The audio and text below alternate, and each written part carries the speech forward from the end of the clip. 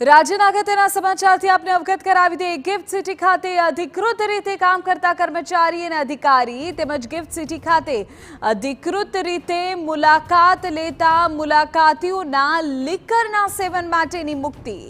Gujarat international financial tech સિટીએ global financial અને technology નું હબ છે, જે આર્થિક ગતિવિધિઓથી ધમધમે છે।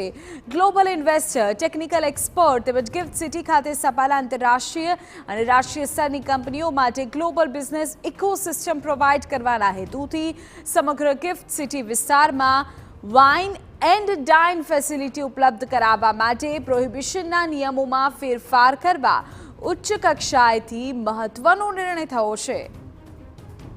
આ છૂટછાટ મુજબ સમગ્ર ગિફ્ટ સિટીમાં કામ કરતા તમામ કર્મચારીઓ માલિકોને લિકર એક્સેસ પરમિટ આપવામાં આવશે, જેના દ્વારા તેઓ વાઇન એન્ડ ડાઇન આપતી ગિફ્ટ સિટીની હોટેલ્સ, રેસ્ટોરન્ટ્સ કે ક્લબમાં લિકરનું સેવન કરી શકશે। આ સિવાય દરેક કંપની જેને ઓથોરાઇઝ કરે તેવા મુલાકાતીઓને પણ ટેમ્પરરી પરમિટથી આવી હોટેલ્સ, રેસ્ટોરન્ટ્સ કે પછી ક્લબમાં જે તે કંપનીના કાયમી કર્મચારીની હાજરીમાં લિકરનું સેવન કરવા દેવાની જોગવાઈ કરવામાં આવી છે।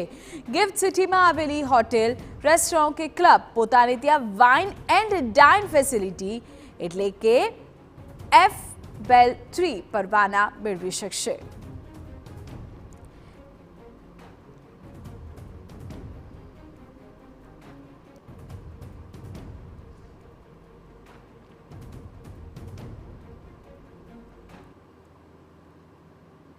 તો જ્યાં એક તરફ ગાંધીનગરની ગિફ્ટ સિટીમાં દારૂ મુદ્દે સરકાર દ્વારા છૂટછાટ અપાઈ છે, તો બીજી તરફ કોંગ્રેસ અને આમ આદમી પાર્ટીના નેતાઓએ સરકાર સામે શાબ્દિક પ્રહાર કર્યા છે।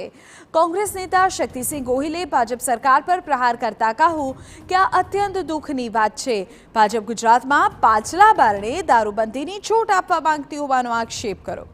દારૂબંધીના કારણે ગુજરાતનો વિકાસ અને શાંતિ ડહોળાઈ શકે છે અને લોકો પ્રતાડિત થઈ શકે।